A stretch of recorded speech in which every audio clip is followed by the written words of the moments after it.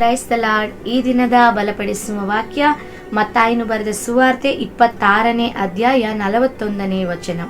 ಶೋಧನೆಗೆ ಒಳಗಾಗದಂತೆ ಎಚ್ಚರವಾಗಿದ್ದು ಪ್ರಾರ್ಥಿಸಿರಿ. ಆಮೇನ್. ಪ್ರಿಯ ದೇವರ ಮಕ್ಕಳೇ, ಕರ್ತನಾದ ಯೇಸು ಕ್ರಿಸ್ತನೇ ಈ ಮಾತನ್ನು ನಮಗೆ ಹೇಳ್ತಾ ಇದ್ದಾರೆ. ನೀವು ಶೋಧನೆಗೆ ಒಳಗಾಗಬಾರದು ಅಂದರೆ ಎಚ್ಚರವಾಗಿದ್ದು ಪ್ರಾರ್ಥನೆ ಮಾಡಿರಿ ಎಂಬುದಾಗಿ. ಹಲ್ಲೆಲೂಯಾ. ದೇವಾದಿ ದೇವನು, ರಾಜಾದಿರಾಜನು, ಕರ್ತಾದಿ ಕರ್ತನು, ಸಿಂಹಾಸನವನ್ನು ಬಿಟ್ಟು ಬಂದಾತನು, ಆತನೇ ಪ್ರಾರ್ಥನೆ ಮಾಡುವಾಗ ಇನ್ನು ನಾವು ನೀವು ಎಷ್ಟು ಮಾತ್ರಗಳು. ಹಲ್ಲೆಲೂಯಾ.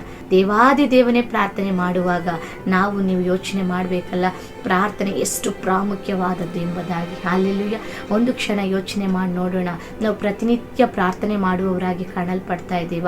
ಪ್ರತಿನಿತ್ಯ ಪ್ರಾರ್ಥನೆಯೊಂದಿಗೆ ಪ್ರಾರಂಭಿಸಿ ಪ್ರಾರ್ಥನೆಯೊಂದಿಗೆ ನಮ್ಮ ಜೀವನವನ್ನು ನಾವು ಮುಗಿಸ್ತಾ ಇದ್ದೇವಾ? ಹಲ್ಲೆಲೂಯಾ. ಮುಂಜಾನೆ ಪ್ರಾರ್ಥನೆಯೊಂದಿಗೆ ಪ್ರಾರಂಭಿಸಿ ರಾತ್ರಿ ಮಲಗುವಾಗ ಪ್ರಾರ್ಥನೆಯೊಂದಿಗೆ ನಾವು ಒಂದೊಂದು ದಿನವನ್ನು ನಾವು ಮುಗಿಸಬೇಕು. ಹಲ್ಲೆಲೂಯಾ. ನೋಡ್ರಿ, ಪ್ರಾರ್ಥನೆ ನಮ್ಮ ಜೀವನವನ್ನು ಆಶೀರ್ವಾದವಾಗಿ ಮಾರ್ಪಡಿಸುತ್ತದೆ. ಬಿದ್ದು ಹೋದ ಜೀವನಗಳನ್ನು ಮೇಲಕ್ಕೆ ಎತ್ತುತ್ತದೆ. ಬಿದ್ದು ಹೋದ ಪರಿಸ್ಥಿತಿಗಳನ್ನು ಉಜ್ಜೀವಿಸ ಮಾಡುತ್ತದೆ. ಪ್ರಾರ್ಥನೆ ಕ್ರೈಸ್ತರ ಒಂದು ಆಯುಧವಾಗಿದೆ. ನಮ್ಮೆಲ್ಲರ ಆಯುಧ ಏನು ಗೊತ್ತಾ? ಪ್ರಾರ್ಥನೆ. ಹಲ್ಲೆಲೂಯಾ. ಪ್ರಾರ್ಥನೆ ದೇವರ ವಾಕ್ಯ ಕ್ರೈಸ್ತರಾಗಿರುವ ನಮಗೆ, ಯೇಸುವನ್ನು ಅಂಗೀಕರಿಸಿರುವ ನಮಗೆ ಬಹಳ ಮುಖ್ಯವಾದದ್ದು. ಹಲ್ಲೆಲೂಯಾ. ಆದರೆ ಈ ದಿನ ಅನೇಕರು ನಾನು ಕ್ರೈಸ್ತನು, ನಾನು ಕ್ರೈಸ್ತಳು ಎಂಬುದಾಗಿ ಹೇಳಿಕೊಳ್ತಾ ಇದ್ದೇವೆ. ಆದರೆ ಆ ಕ್ರೈಸ್ತತ್ವದಲ್ಲಿ ಇರಬೇಕಾದಂಥ ಯಾವುದೇ ಗುಣಗಳು ನಮ್ಮಲ್ಲಿ ಕಾಣಲ್ಪಡ್ತಿಲ್ಲ. ಹಲ್ಲೆಲೂಯಾ. ಕ್ರೈಸ್ತರು ಅಂದರೆ ಏನು ಗೊತ್ತಾ? ನಾವು ಕ್ರೈಸ್ತರು ಅನ್ನೋದಾದರೆ ಕ್ರಿಸ್ತನಂತೆ ಜೀವಿಸುವವರಾಗಿರಬೇಕು. ಹಲ್ಲೆಲೂಯಾ. ಕ್ರಿಸ್ತನಂತೆ ಜೀವಿಸುವವರೇ ಕ್ರೈಸ್ತರು. ಹಲ್ಲೆಲೂಯಾ. ನಾನು ಭಾನುವಾರ ಆರಾಧನೆಗೆ ಹೋಗ್ತೀನಿ, ನಾನು ಯೇಸುವನ್ನು ನಂಬಿಕೊಂಡಿದ್ದೇನೆ ಅನ್ನೋ ಮಾತ್ರಕ್ಕೆಲ್ಲ ನಾವು ಕ್ರೈಸ್ತರಾಗೋದಿಲ್ಲ. ಯೇಸು ಕ್ರಿಸ್ತ ನಮಗೆ ಏನು ಕಲಿಸಿಕೊಟ್ಟು ಹೋಗಿದ್ದಾರೋ ಆ ಮಾರ್ಗದಲ್ಲಿ ನಾವು ನಡೆಯಬೇಕು. ಆತನ ವಾಕ್ಯಗಳನ್ನು ಅನುಸರಿಸಬೇಕು. ಪ್ರತಿನಿತ್ಯ ನಾವು ಪ್ರಾರ್ಥಿಸುವವರಾಗಿ ತಂದೆಯೊಟ್ಟಿಗೆ, ಯೇಸು ಕ್ರಿಸ್ತನೊಟ್ಟಿಗೆ ಒಂದು ಸಂಬಂಧವನ್ನು ದಿನನಿತ್ಯ ನಾವು ಬೆಳೆಸಿಕೊಳ್ಳಬೇಕು. ಹಲ್ಲೆಲೂಯಾ. ದಾನಿಯೇಲನು ನಮಗೆಲ್ಲರಿಗೂ ಚೆನ್ನಾಗಿ ಗೊತ್ತು. ದಾನಿಯೇಲನು ಒಂದು ದಿನಕ್ಕೆ 3 ಬಾರಿ ಪ್ರಾರ್ಥನೆ ಮಾಡುವಂಥ ವ್ಯಕ್ತಿಯಾಗಿದ್ದ. ಹಲ್ಲೆಲೂಯಾ. ಆ ಪ್ರಾರ್ಥನೆ ಒಂದು ದಿನ ಆತನ ಇಕ್ಕಟ್ಟಾದ ಪರಿಸ್ಥಿತಿಗೆ ತಳ್ಳಲ್ಪಟ್ಟಾಗ, ಸಿಂಹದ ಗವಿಯಲ್ಲಿ ದಾನಿಯೇಲನನ್ನು ತಳ್ಳಲ್ಪಟ್ಟಾಗ ಆ ಪ್ರಾರ್ಥನೆ ದಾನಿಯೇಲನನ್ನು ಸಿಂಹದ ಬಾಯಿಗೆ ತಪ್ಪಿಸಿ ಕಾಪಾಡಿತು. ಹಲ್ಲೆಲೂಯಾ. ದೇವರು ದೇವದೂತರುಗಳನ್ನು ಕಳುಹಿಸಿ ಆ ಸಿಂಹದ ಬಾಯಿಗಳನ್ನು ಮುಚ್ಚಿ ಆ ದಾನಿಯೇಲನನ್ನು ರಾತ್ರಿ ಎಲ್ಲ ಸುರಕ್ಷಿತವಾಗಿ ಕಾದು ಕಾಪಾಡಿದರು. ಹಲ್ಲೆಲೂಯಾ. ಅದರಿಂದಾಗಿ ಅವನ ಮೂಲಕವಾಗಿ ಅಲ್ಲಿ ಎಲ್ಲರೂ ಕೂಡ ನಿಜವಾದ ದೇವರು ಈತನೇ ಜೀವ ಸ್ವರೂಪನು, ಸಿಂಹದ ಬಾಯಿಗೆ ತಪ್ಪಿಸಿದ ದೇವರೆಂಬುದಾಗಿ ಕರ್ತನನ್ನು ಮಹಿಮೆ ಪಡಿಸುವುದಕ್ಕೆ ಒಂದು ಅವಕಾಶ ಯಾವುದರಿಂದ ಆಯಿತು ಗೊತ್ತಾ? ದಾನಿಯೇಲನ ಪ್ರಾರ್ಥನೆಯಿಂದ ಅನೇಕರು ದೇವರನ್ನು ಅಂಗೀಕರಿಸಿಕೊಂಡ್ರು. ಈತನೇ ನಿಜವಾದ ದೇವರು, ಜೀವ ಸ್ವರೂಪನು ಅಂತ ತಿಳಿದುಕೊಂಡ್ರು. ಹಲ್ಲೆಲೂಯಾ. ಅದೇ ರೀತಿಯಾಗಿ ಎಸ್ತೇರಳ ಒಂದು ಪ್ರಾರ್ಥನೆ. ಹಲ್ಲೆಲೂಯಾ. ಯೆಹೂದ್ಯರು ನಾಶವಾಗ್ತಾ ಇದ್ದಾರೆ, ಆ ಜನಾಂಗವನ್ನೇ ಅಳಿಸಿಬಿಡಬೇಕೆಂದು ಹಾಮಾನನು ಪ್ರಯತ್ನಿಸುವಾಗ ಆಕೆ ಕಣ್ಣೀರಿನಿಂದ 3 ದಿನಗಳ ಕಾಲ ಉಪವಾಸದಿಂದ ಪ್ರಾರ್ಥನೆ ಮಾಡಿ ಆ ಯೆಹೂದ್ಯ ಜನಾಂಗವನ್ನು ಉಳಿಸಿಕೊಂಡಳು. ಹಲ್ಲೆಲೂಯಾ. ಈ ದಿನ ಪ್ರಾರ್ಥನೆ ಎಷ್ಟು ಪ್ರಾಮುಖ್ಯ ಅಂದರೆ ಇಡೀ ಸತ್ಯವೇದದಲ್ಲಿ ನೀವು ಎಲ್ಲಿ ನೋಡೋದಾದರೆ ಎಲ್ಲರೂ ಕೂಡ ಪ್ರಾರ್ಥನೆ ಮಾಡಿ ಜಯಿಸಿದಂಥ ವ್ಯಕ್ತಿಗಳೇ. ಯಾರು ಕೂಡ ತಮ್ಮ ಬಲದಲ್ಲೋ ತಮ್ಮ ಜ್ಞಾನದಲ್ಲೋ ಯಾವ ಕಾರ್ಯವನ್ನು ಕೂಡ ಸಾಧಿಸಿಲ್ಲ. ಹಲ್ಲೆಲೂಯಾ. ನೋಡ್ರಿ, ಪ್ರಾರ್ಥನೆ ಪ್ರಾಮುಖ್ಯವಾದದ್ದು. ನಮ್ಮ ಜೀವನದಲ್ಲಿ ಒಂದು ದಿನ ಪ್ರಾರ್ಥನೆ ಇಲ್ಲ ಅಂದರೆ ಏನಾಗುತ್ತೆ ಗೊತ್ತಾ? 1 ಪೇತ್ರನಲ್ಲಿ ಒಂದು ವಾಕ್ಯ ಇರುತ್ತದೆ, 5ನೇ ಅಧ್ಯಾಯ 8ನೇ ವಚನದಲ್ಲಿ ಈ ರೀತಿಯಾಗಿ ಬರೆಯಲ್ಪಟ್ಟಿರುತ್ತದೆ, ಗರ್ಜಿಸುವ ಸಿಂಹದಂತೆ ಯಾರನ್ನು ನುಂಗಲಿ ಎಂಬುದಾಗಿ ಸೈತಾನನು ತಿರುಗುತ್ತಾ ಹುಡುಕಾಡ್ತಾ ಇದ್ದಾನೆ. ಹಲ್ಲೆಲೂಯಾ. ಯಾರನ್ನು ನುಂಗಿ ಬಿಡೋಣ, ಯಾರ ಜೀವನವನ್ನು ಹಾಳು ಮಾಡಿಬಿಡೋಣ, ಯಾರನ್ನು ಕೆಳಗೆ ಬೀಳಿಸಿಬಿಡೋಣ, ಯಾರನ್ನು ದೇವರಿಂದ ದೂರ ಮಾಡೋಣ ಎಂಬುದಾಗಿ ಸೈತಾನನು ಗರ್ಜಿಸುವ ಸಿಂಹದಂತೆ ತಿರುಗಾಡುತ್ತಾ ಅವನು ಹುಡುಕುತ್ತಾ ಇದ್ದಾನೆ. ಹಲ್ಲೆಲೂಯಾ. ಆದರೆ ಅವನು ಹುಡುಕಾಟದಲ್ಲಿ ನಾವು ಸಿಕ್ಕಿಕೊಳ್ಳಬಾರದು. ಅವನ ಎಲ್ಲ ಕಾರ್ಯಗಳಿಂದ ನಾವು ತಪ್ಪಿಸಲ್ಪಡಬೇಕು ಅನ್ನೋದಾದರೆ ನೀವು ನಾನು ಪ್ರಾರ್ಥಿಸುವವರಾಗಿ ಕಾಣಲ್ಪಡಬೇಕು. ಹಲ್ಲೆಲೂಯಾ. ನಿಜವಾಗಿ ಪ್ರಾರ್ಥನೆ ಮಾಡುವ ವ್ಯಕ್ತಿಗಳಿಗೆ ಎಂದಿಗೂ ಸೋಲೇ ಇಲ್ಲ. ಹಲ್ಲೆಲೂಯಾ. ಹಲ್ಲೆಲೂಯಾ. ಅದೇ ರೀತಿಯಾಗಿ ಈ ಪ್ರಾರ್ಥನೆ ಎಷ್ಟೋ ಜನರನ್ನು ರೂಪಿಸಿದೆ. ಸಂಸೋನನ ಒಂದು ಪ್ರಾರ್ಥನೆ, ತಾನು ದೇವರ ಬಲವನ್ನು ಕಳೆದುಕೊಂಡಿದ್ದಾಗ ಮತ್ತೆ ಆತನಿಗೆ ಹೊಸ ಬಲವನ್ನು ಕೊಟ್ಟು ಶತ್ರು ಸೈನ್ಯವನ್ನು ಬೀಳಿಸುವಂಥ ಒಂದು ಕೃಪೆ ಅವನಿಗೆ ದೊರೆಯಿತು. ಹಲ್ಲೆಲೂಯಾ. ನಾವು ಈ ಲೋಕದಲ್ಲಿ ಏನನ್ನೇ ಸಾಧಿಸಬೇಕು, ಏನನ್ನೇ ಹೊಂದ್ಕೊಳ್ಬೇಕು, ಏನೇ ಕಾರ್ಯ ಮಾಡಬೇಕಂದ್ರೂ ಪ್ರಾರ್ಥನೆ ಇಲ್ಲದೆ ನಾವು ಏನು ಪಡೆದುಕೊಳ್ಳೋದಕ್ಕೆ ಸಾಧ್ಯ ಇಲ್ಲ. ಹಲ್ಲೆಲೂಯಾ. ನಮಗೆ ಜಯ ಬೇಕಂದರೆ ಪ್ರಾರ್ಥನೆ ಇರಬೇಕು. ಶೋಧನೆಯಿಂದ ತಪ್ಪಿಸ ಪೂರೈಸಲ್ಪಡಬೇಕು ಅಂದರೆ ಪ್ರಾರ್ಥನೆ ಬೇಕು, ಸಮಾಧಾನವಾದ ಜೀವನ ಬೇಕು ಅಂದರೆ ಪ್ರಾರ್ಥನೆ ಬೇಕು, ಎಲ್ಲದಕ್ಕೂ ಪ್ರಾರ್ಥನೆ. ಆದರೆ ಈ ದಿನ ಇಲ್ಲಿ ಮುಂದಿನ ವಾಕ್ಯ ಹೇಳುತ್ತದೆ ನೋಡಿ, ಮನಸ್ಸೇನೋ ಸಿದ್ಧವಾಗಿದೆ, ನಮ್ಮ ಆತ್ಮವೇನೋ ಸಿದ್ಧವಾಗಿದೆ ಪ್ರಾರ್ಥನೆ ಮಾಡೋದಕ್ಕೆ, ಆದರೆ ದೇಹಕ್ಕೆ ಬಲ ಸಾಲದೆಂಬುದಾಗಿ ಕರ್ತನೆ ಇಲ್ಲಿ ಹೇಳ್ತಾ ಇದ್ದಾರೆ. ಯಾಕೆ ನಮ್ಮ ದೇಹಕ್ಕೆ ಬಲ ಸಾಲ್ತಿಲ್ಲ ಅಂದರೆ, ನಮ್ಮ ಶರೀರ ದಿನವೆಲ್ಲ ಕಠಿಣವಾಗಿ ದುಡಿತಾ ಇದೆ. ಅದರ ನಂತರ ಮನೆಗೆ ಬಂದ ನಂತರ ಅನೇಕ ಚಿಂತೆಗಳು ಅವರನ್ನು ಆವರಿಸಿಕೊಳ್ತಿದೆ, ಅನೇಕ ದುಃಖಗಳು ಅವರನ್ನು ಆವರಿಸಿಕೊಳ್ತಾ ಇದೆ. ಅವರ ಜೀವನದಲ್ಲಿ ಒಂದು ಸಮಾಧಾನ ಇಲ್ಲ, ಒಂದು ಸಂತೋಷ ಇಲ್ಲ, ನೆಮ್ಮದಿ ಅನ್ನೋದೇ ಇಲ್ಲ. ಯಾವಾಗಲೂ ದುಃಖ, ಯಾವಾಗಲೂ ಬೇಸರ, ಯಾವಾಗಲೂ ಕಣ್ಣೀರು, ಯಾವಾಗಲೂ ಏನೋ ಒಂದು ಹೋರಾಟ. ಎಷ್ಟೇ ಕಠಿಣವಾಗಿ ದುಡಿದ್ರೂ ಕೂಡ ಯಾವುದೇ ರೀತಿಯ ಒಂದು ಆಶೀರ್ವಾದ ಇಲ್ಲ.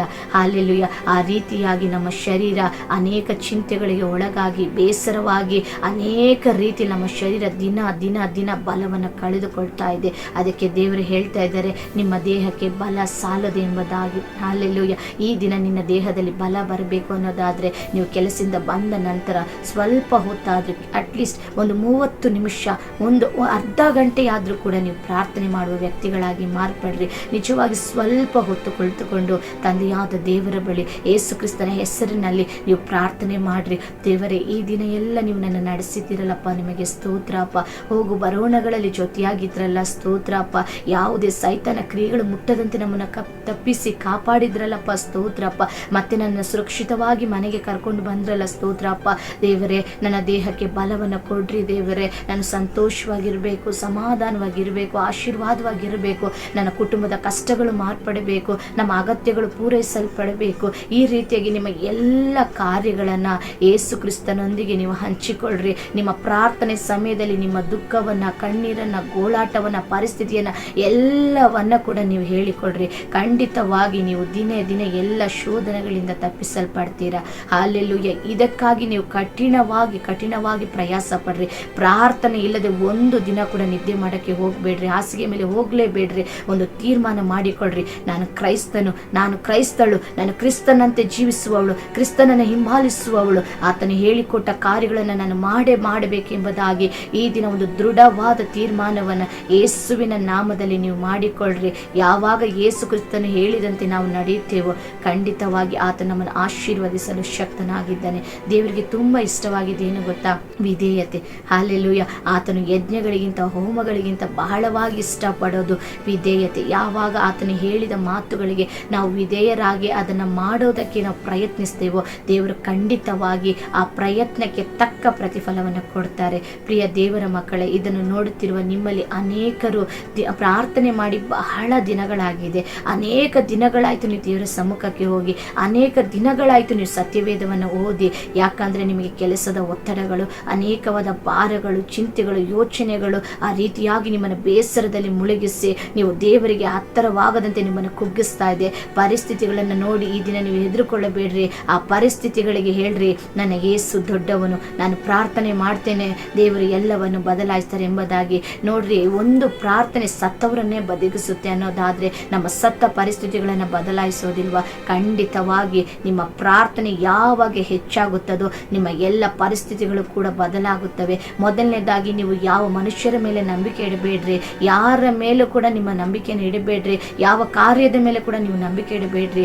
ನೀವು ಮೊದಲನೇದಾಗಿ ನಿಮ್ಮ ಪ್ರಾರ್ಥನೆಯಲ್ಲಿ ನಂಬಿಕೆ ಇಡ್ರಿ, ಅತ್ಯಾಸಕ್ತಿಯಿಂದ ಪ್ರಾರ್ಥನೆ ಮಾಡ್ರಿ, ಬೇಸರಗೊಳ್ಳದೆ ಪ್ರಾರ್ಥನೆ ಮಾಡ್ರಿ, ಎಡೆಬಿಡದೆ ಪ್ರಾರ್ಥನೆ ಮಾಡ್ರಿ, ಉಪವಾಸದಿಂದ ಪ್ರಾರ್ಥನೆ ಮಾಡ್ರಿ, ಗೋಳಾಡಿ ಪ್ರಾರ್ಥನೆ ಮಾಡ್ರಿ, ವೈರಾಗ್ಯವಾಗಿ ಪ್ರಾರ್ಥನೆ ಮಾಡ್ರಿ. ಯಾರಿಗಾಗಿಯೂ ಯಾವುದಕ್ಕಾಗಿ ಪ್ರಾರ್ಥನೆಯನ್ನು ನಿಲ್ಲಿಸಲೇಬೇಡ್ರಿ. ಈ ದಿನ ಈ ದೃಢವಾದ ಒಂದು ತೀರ್ಮಾನವನ್ನು ನೀವು ಮಾಡ್ರಿ.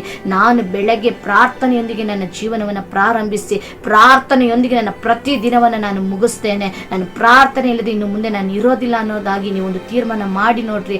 ಖಂಡಿತವಾಗಿ ಈ ತೀರ್ಮಾನದಿಂದ ನೀವು ಮಾಡುವ ಪ್ರಾರ್ಥನೆಯಲ್ಲಿ ನಿಮ್ಮ ಎಲ್ಲ ಪರಿಸ್ಥಿತಿಗಳು ತಲೆ ಕೆಳಗಾಗಿ ಒಂದು ಅದ್ಭುತವಾಗಿ ನಿಮ್ಮ ಜೀವನ ದೇವರು ಮಾರ್ಪಡಿಸ್ತಾರೆ. ದೇವರು ತಾನೇ ನಿಮ್ಮನ್ನು ಅನೇಕರಿಗೆ ಆಶೀರ್ವಾದವಾಗಿ, ಅನೇಕರಿಗೆ ನೀವು ಒಂದು ಮಾದರಿಯಾಗಿ ಕಾಣುವಂತೆ ದೇವರು ಮಾರ್ಪಡಿಸ್ತಾರೆ. ನಿಮ್ಮ ಎಲ್ಲ ಚಿಂತೆ ಭಾರಗಳನ್ನು ಯೆಹೋವನ ಮೇಲೆ ಹಾಕಿ ನೀವು ಪ್ರಾರ್ಥನೆ ಮಾಡೋದನ್ನು ಪ್ರಾರಂಭ ಮಾಡ್ರಿ. ಖಂಡಿತವಾಗಿ ದೇವರು ನಿಮಗೆ ಬಲವನ್ನು ಕೊಡ್ತಾರೆ, ನಿಮ್ಮ ದೇಹಕ್ಕೆ ಬಲವನ್ನು ಕೊಡ್ತಾರೆ. ಆ ಪ್ರಾರ್ಥನೆ ನಿಮ್ಮನ್ನು ಮೇಲೆ ಕೆತ್ತುತ್ತದೆ, ಆ ಪ್ರಾರ್ಥನೆ ನಿಮ್ಮನ್ನು ಅನೇಕರಿಗೆ ಬೆಳಕಾಗಿ ಉಪ್ಪಾಗಿ ಮಾರ್ಪಡಿಸುತ್ತದೆ. ಖಂಡಿತವಾಗಿ ನನ್ನ ಕರ್ತನಲ್ಲಿ ನಂಬುತ್ತೇನೆ. ಈ ದಿನದಿಂದ ಎಲ್ಲರೂ ಕೂಡ ಪ್ರಾರ್ಥನೆ ಮಾಡೋದಕ್ಕೆ ಪ್ರಾರಂಭಿಸ್ತೀರಿ ಎಂಬುದಾಗಿ. ಇದು ನಾನು ಹೇಳಿದ ಮಾತಲ್ಲ, ಇದು ಸತ್ಯವೇದದಲ್ಲಿ ಕರ್ತನಾದ ಯೇಸು ಕ್ರಿಸ್ತನು ಹೇಳಿರುವ ಮಾತು. ಆ ಯೇಸು ಕ್ರಿಸ್ತನ ಮಾತಿಗೆ ನೀವು ವಿಧೇಯರಾಗಿ ಎಲ್ಲ ಆಶೀರ್ವಾದಗಳನ್ನು ಪಡೆದುಕೊಂಡು ಸಮಾಧಾನ ಸಂತೋಷವಾಗಿರ್ರಿ. ಕರ್ತನು ತಾನೇ ನಿಮ್ಮನ್ನು ಆಶೀರ್ವದಿಸಲಿ. Praise Lord, God bless you.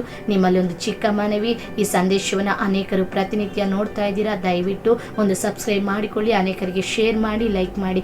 ಕರ್ತನು ನಿಮ್ಮನ್ನು ಆಶೀರ್ವದಿಸಲಿ. God bless you.